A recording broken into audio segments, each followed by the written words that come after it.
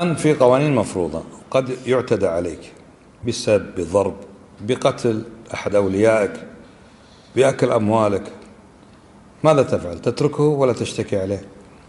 تشتكي عند المحاكم وتضع محامي عند قاضي يحكم بالقانون، ولا تدعه يهتك عرضك ويسفك دمك ويأكل مالك؟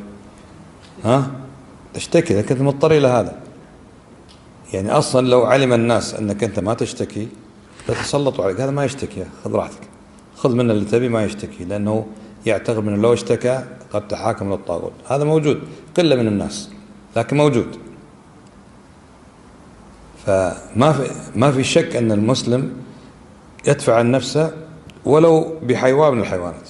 ممكن واحد عنده كلب يجعله حراسة حتى يدفع عن نفسه، صح؟ ويمكن هذا الكلب يعتدي، ويمكن يقتل هذا الرجل المعتدي. ايش اعمل؟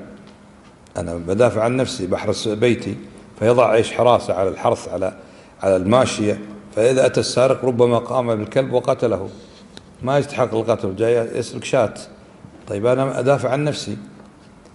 فإذا كان هذا دفع الصائل يجوز بأي طريقة يندفع بها، وهذا المعتدي اللي أخذ مالي ولا يشتمني ولا يقتلني ولا أستطيع أدفعه إيش؟ بأني أتحاكم إلى المحاكم الوضعية.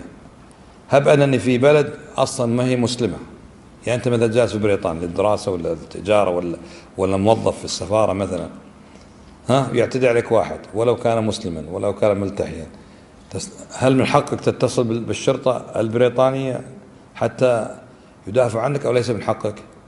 من حقك، بدفع عن نفسي. نعم. قالوا بعض